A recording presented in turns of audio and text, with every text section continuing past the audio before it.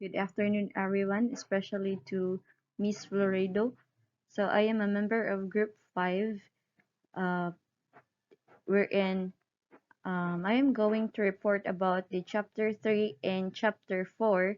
So this is the continuation of John Bryle's report. So the next step after a curriculum planning is implementing it. So as a teacher, this is one of the major roles you do in school. So you will be both an implementer and a manager.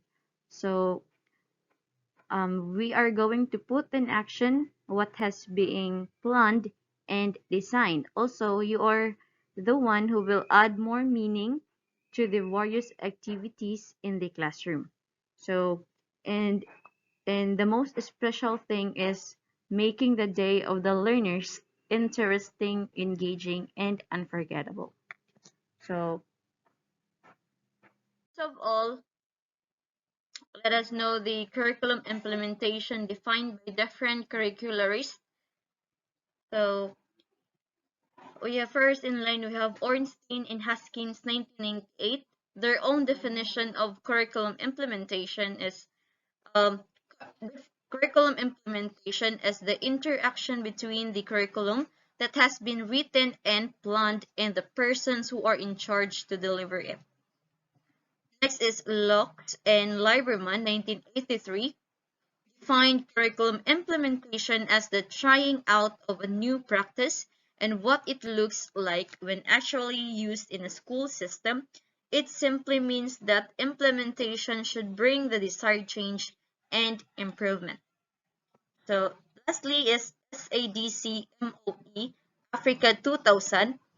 Curriculum implementation means putting into what is being planned written curriculum that has been designed in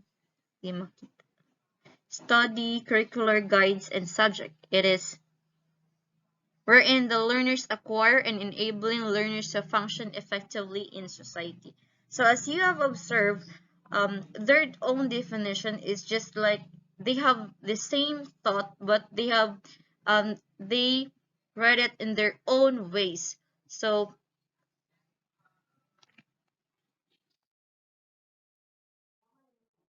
lesson 3.1, implementing the design curriculum as a change process. Here goes again, another curricular change. We are already overloaded. Why do we have to do this? This is a common voice that we hear from teachers and curriculum implementers. As we all know, change is inevitable in curriculum development. To be relevant, we need to change.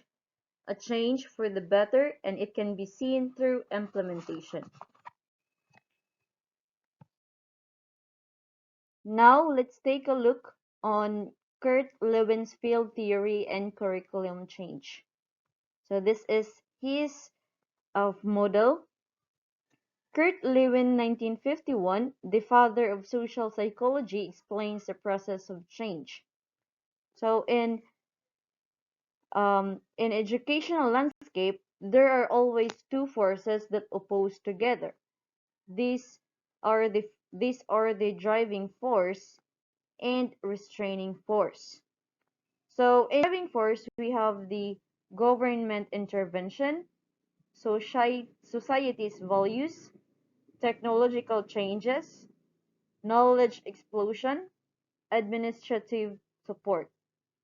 So while in restraining forces, we have the fear of unknown, negative attitude to change, tradition values, limited resources, and obsolete equipment. So we have also the equilibrium, which is in between the two educational landscape. So when the two forces are equal, so the state is equilibrium or balance. So when the driving force overpower the restraining forces, then change will occur. So if the opposite happens, that is when the restraining forces is stronger than the driving force, change is prevented. So that is the idea of Kurt Lewins in his field theory and curriculum change.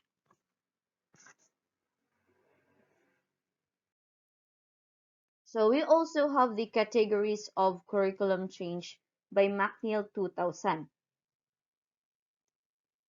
So first, we have substitution. So when we say substitution, the current curriculum will be replaced or substituted by a new one. So the example for this is changing an old book to entirely new one. So not merely a revision. For number two, alteration. There is a minor change to the current or existing curriculum. So minor change lang ang buhaton. So the example for this is instead of using a graphic paper for mathematics teaching, this can be altered by using a graphic calculator. So number three, we have restructuring. So when we say restructuring, building a new structure would mean major change or modification in the school system, degree program, or educational system. So, for example, is a curriculum that will restructured when there is a significant involvement of parents in the child's intent of learning everything to the teacher using the in-school or off-school or the blended curriculum. Number four, the perturbations. These are changes that are disruptive, but teachers have to adjust to them within fairly short time. So, example for this is the principal changes the time schedule because there is a need to catch up. Number five, value orientation. So this is a classification that will respond to shift in the emphasis that the teacher provides which are not within the mission or vision of the school or vice versa.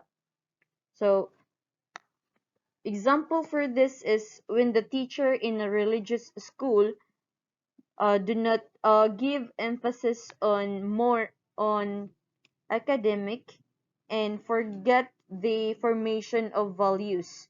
So they need a curriculum value and orientation.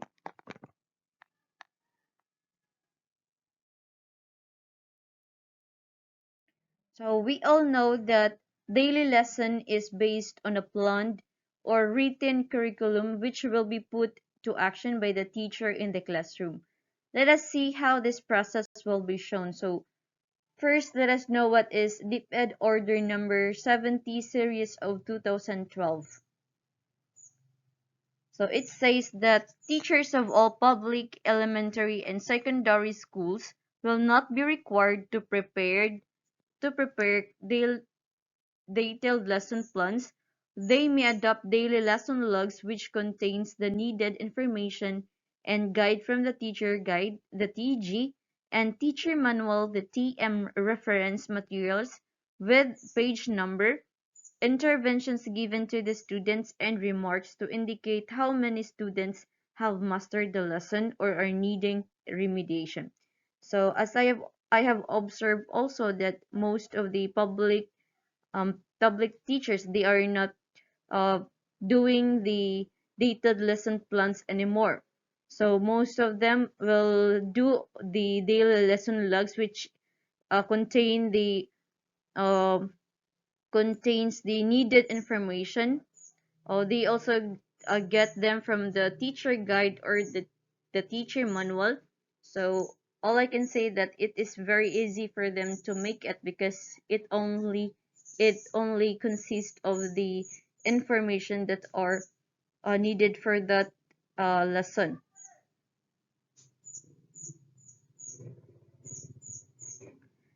However, teachers with less than 2 years of teaching experience shall be required to prepare daily lesson plan which shall include the following. So the the teachers who have 2 years of teaching experience, they must do the daily detailed lesson plans. So we will discuss what are the parts of the lesson plan. So this include first the objectives, second is the subject matter, third procedure, fourth assessment, and last is the assignment. So um, in the next page or slide, we will know what are these parts of the lesson plan. So first is the intended learning outcomes or ILO or the objectives. So these are the desired learning that will be the focus of the lesson. Learning outcomes are based on taxonomy of objectives presented to us: cognitive, affective, and psychomotor. So I know most of us already know what is the objectives because we are doing many times the lesson plan or the lesson planning. So objectives, this we include there the cognitive, the affective, and psychomotor skills.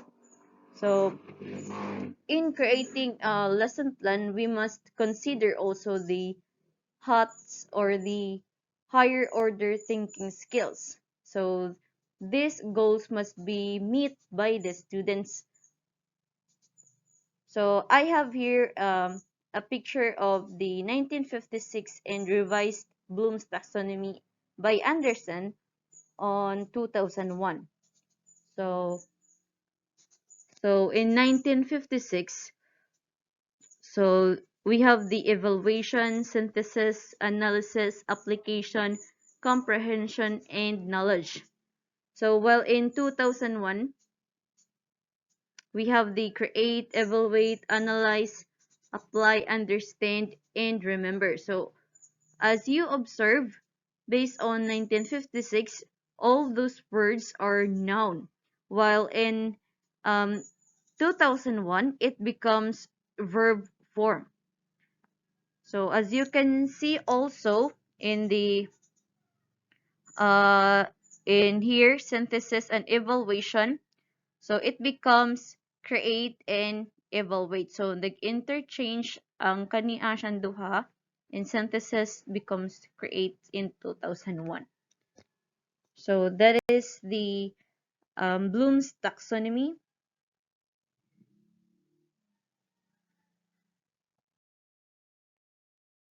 Next, we have the subject matter.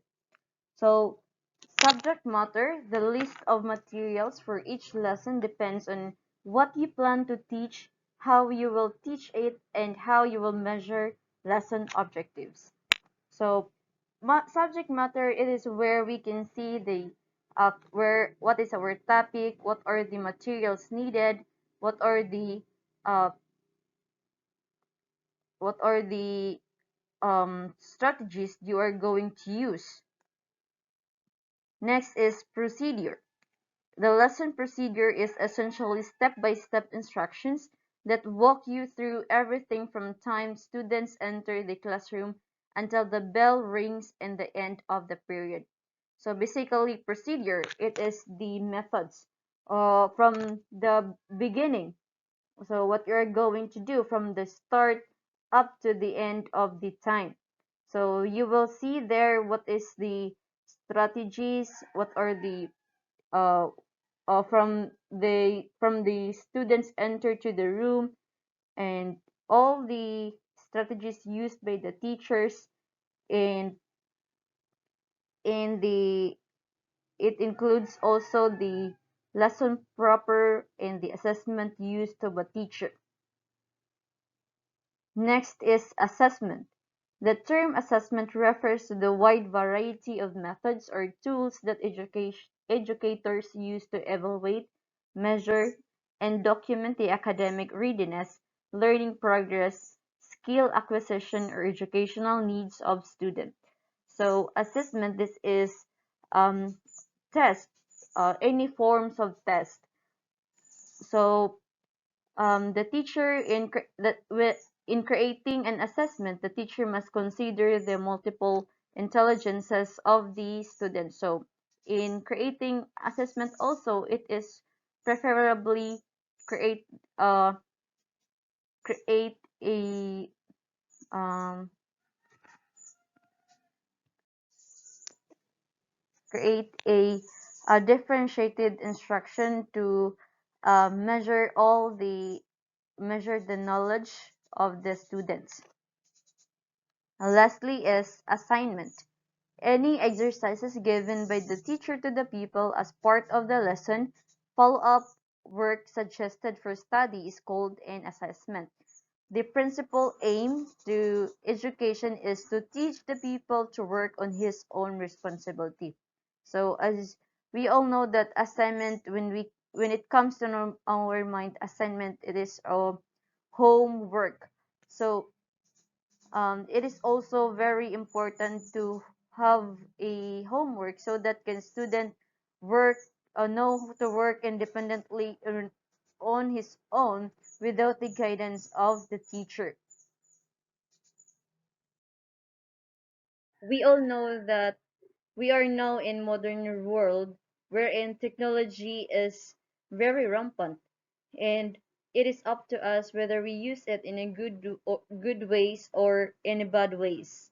However, technological utilization in education will make its impact on the delivery of more effective, efficient, and engaging teaching and learning process. So I have here types of instructional media or technology. So um, technology offers various tools of learning, and it ranges from non-projected media and projected media. So from which the teacher can choose depending on what he or she sees fit into the intended instructional setting. So from the non-projected media, we have the real objects, models, field trips, kits, printed materials. These are the books, worksheets. Visuals, we have the drawings, photographs, graphs, charts, and posters. In visual boards, we have the chalkboard, whiteboard, flannel board, etc. And audio materials. So in projected media, we have the overheard, transparencies, opaque projection, slides, film strips, films, video, VCD, DVD, and computer or multimedia presentation. So um, we can say that this instructional media or technology is very useful in delivering the curriculum. So it is indeed a great tools to have effective and efficient way in delivery.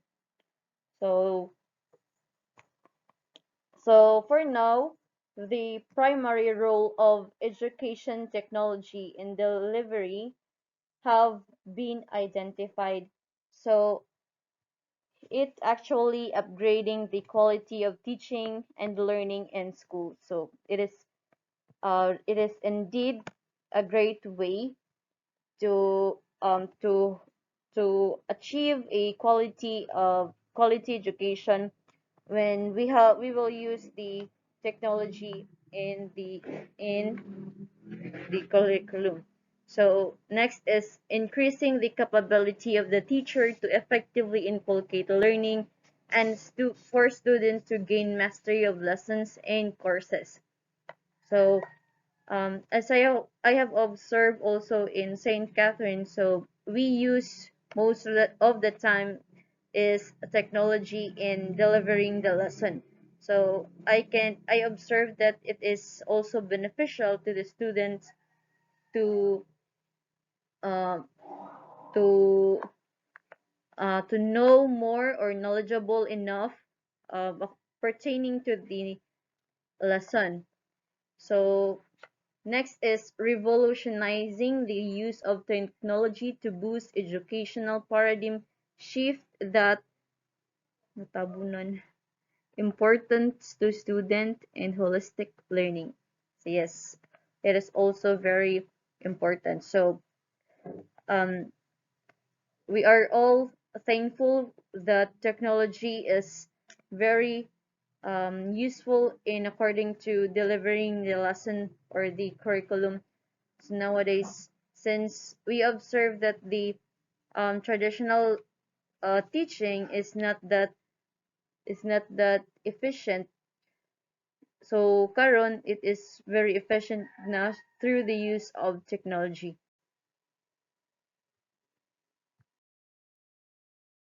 Next is lesson 3.4, stakeholders in curriculum implementation.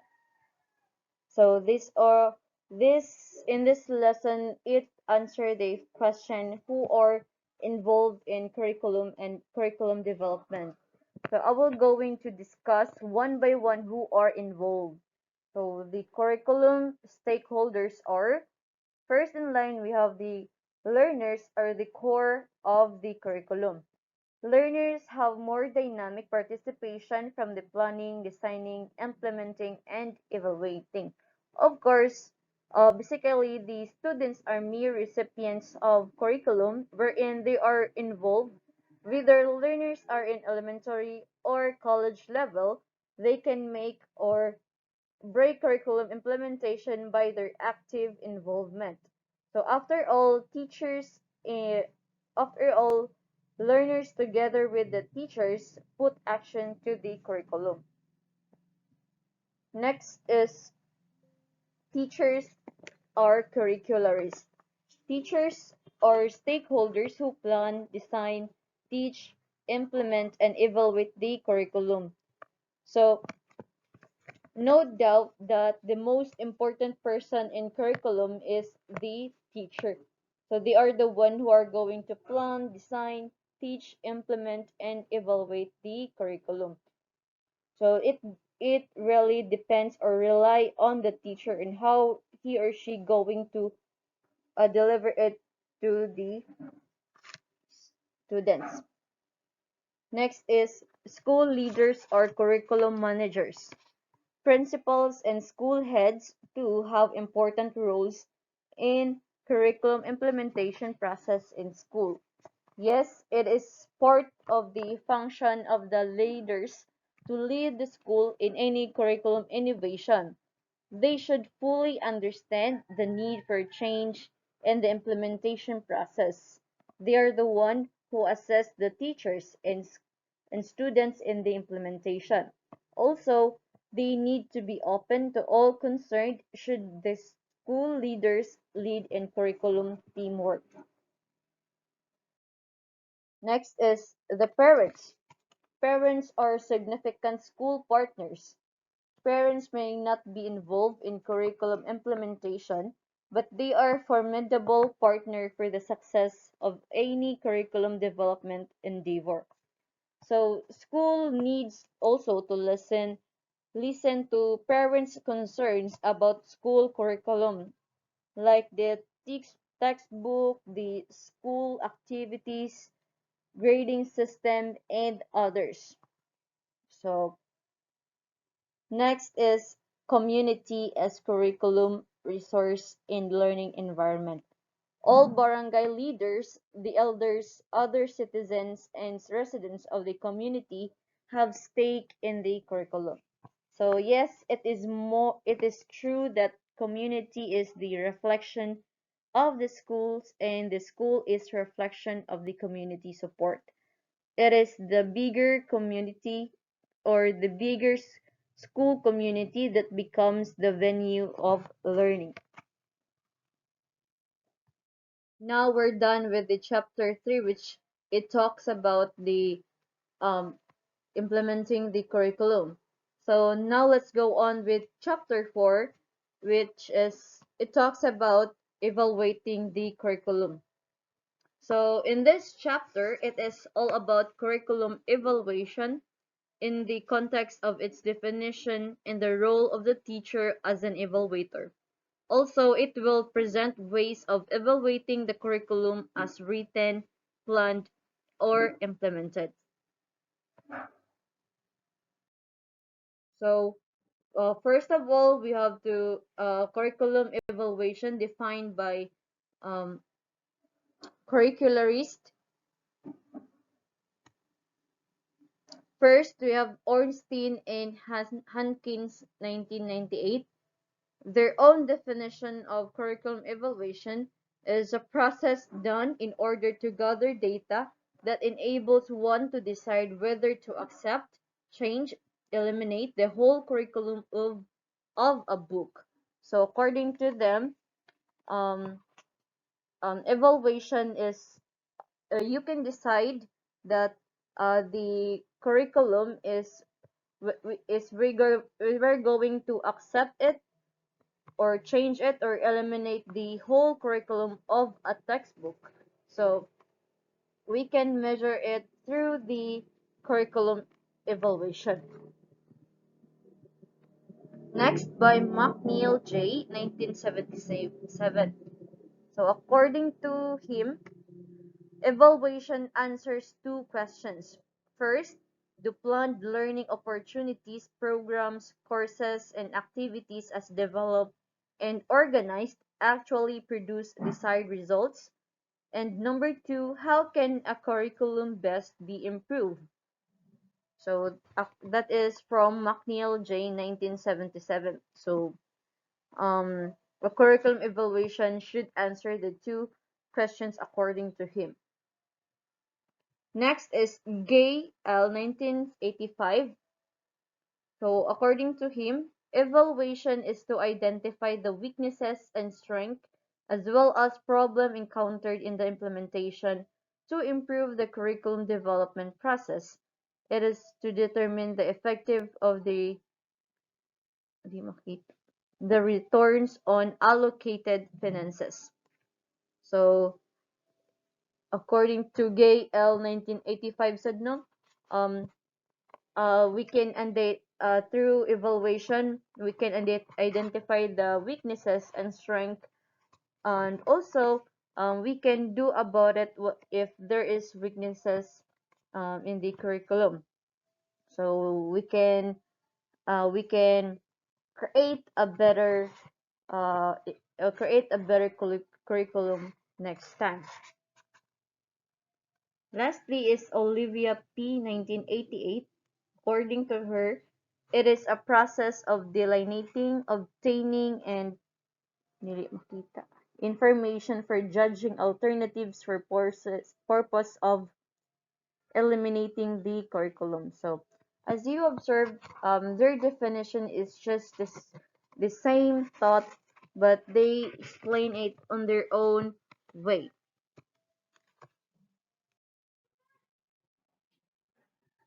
So there are two ways of looking at curriculum evaluation. First in line is curriculum program evaluation, refers to the overall aspects of a curriculum as a subject, degree program, curriculum reform program, and the like.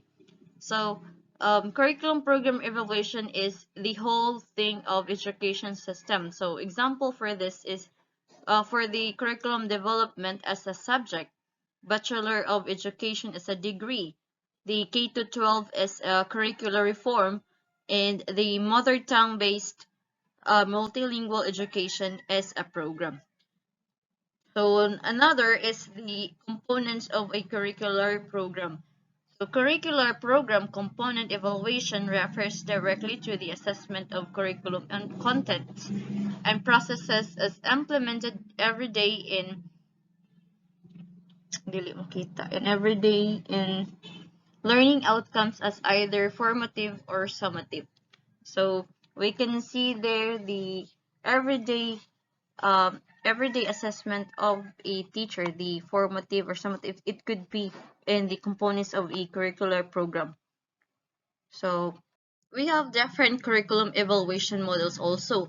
So we have a curricularists and their own model. So first is the L.H. Bradley, his model is what we called Bradley Effectiveness Model. Next is Ralph Tyler, and his model is entitled Tyler's Objective-Centered Model. Daniel Staffelbeam, his model is Daniel Staffelbeam Model, or the CIPP. Next is Robert Stake. So we call his model Stake's Countenance Model 1967, Stake Responsive Model 1976, Stake's Case Study Mode 1978. And the last one is Michael Scriven. We call his model Scriven Consumer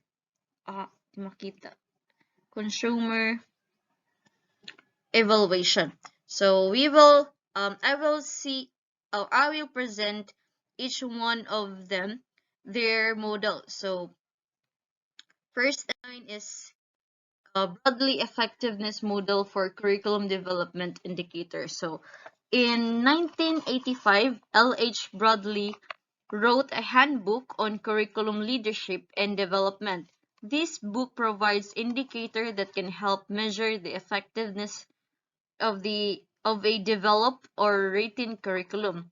So first, you have just to identify what curriculum you will evaluate. For example, the science curriculum, the field study, or the teacher education curriculum. So and then you find out if the curriculum you are evaluating answers yes or no. So answering yes all the questions means good curriculum as described by Bradley. So as you can see here in his model, it consists yes or no. So we have descriptive questions, the indicators. So if all of the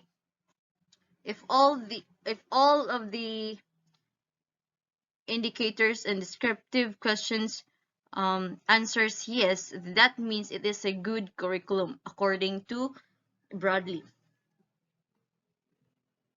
Next is Tyler's objectives-centered model. So Ralph Tyler in 1950 proposed a curriculum evaluation model which until now continues to influence many curriculum assessment processes. So in his model also we have the curriculum elements, the evaluation process, and action taken, or it answer yes or no. So that is the Tyler's model. Next is the CIPP. The CIPP model of curriculum evaluation was a product of a Phi Delta Kappa committee chaired by Daniel Staffelbeam. The model emphasized that the result of evaluation should provide data for decision making. So there are 4 stages of this. So first we have the content evaluation. So it has the goals. So next is the input evaluation. Next is the process evaluation and product evaluation. So when we say content evaluation, it assesses needs and problems in the context for decision makers to determine the goals and objectives of the program or curriculum. So when we say input evaluation, it assesses alternative means based on the inputs of the achievement of objectives to help decision makers to choose options for optimal use. Next is process evaluation. So monitors the process both they ensure that the means are actually being implemented and make necessary modification. Lastly is the product evaluation.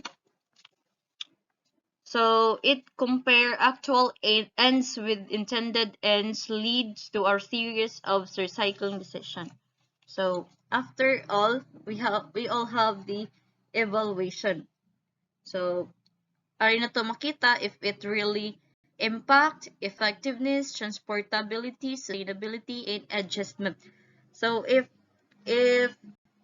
it's not working, so they will going to create another that will actually better than the previous one, and so on. Next is stake responsive model in 1975. So responsive model is oriented more directly to program activities than program interns. Evaluation focuses more on the activities rather than intent or purposes. Robert's take on 1975 recommends the following steps to curriculum evaluator. So um, he has a step 1 to 9 according to stake responsive in evaluating the curriculum. Next is Scriven consumer-oriented evaluation. So Michael Scriven in 1967 introduced this evaluation, which is consumer-oriented evaluation, which uses criteria and checklist as a tool for either formative or for summative evaluation purposes.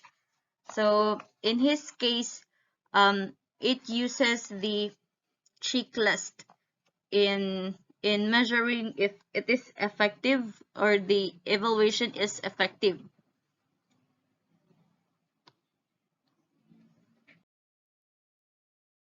So curriculum evaluation through learning assessment. So this is a model of the PHL qualification framework. So the diagram of the Philippine qualification framework detailing the levels from the basic education to higher education in the Philippine educational system. So the PQF is um, divided into 8 levels from 1 to 8. So the first level is 1, is to be achieved by the grade 12 graduates who can be awarded as a National Certificate 1 or the NC1. So if qualified by the TESDA. So the other levels of qualification progress along the educational ladder in the Philippines. So educational system from grade 12 to higher education.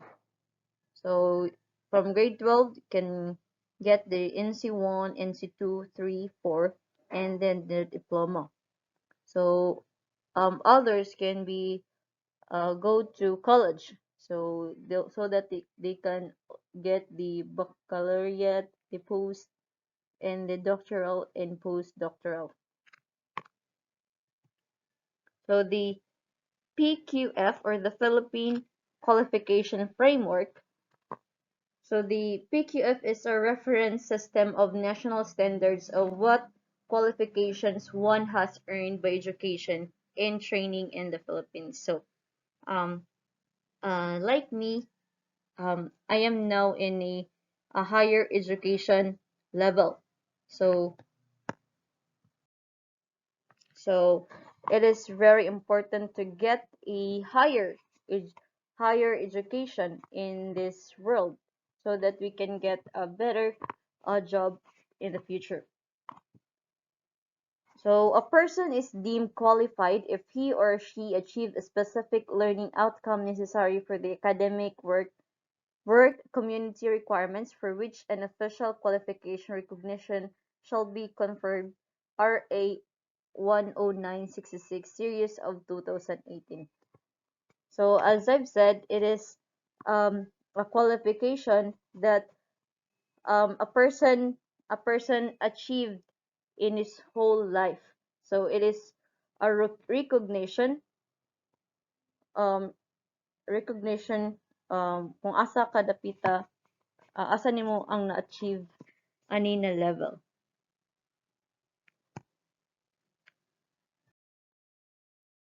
So the last is planning, implementing, and evaluating, understanding the connections. So I have here the evaluation cycle, the connections of the three. So as you can see here, we have the planning, implementing, evaluating. So when we say planning, it is an initial step in curriculum development. So this is the first step to do. So it is an initial process curriculum development. It includes determining the needs through an assessment.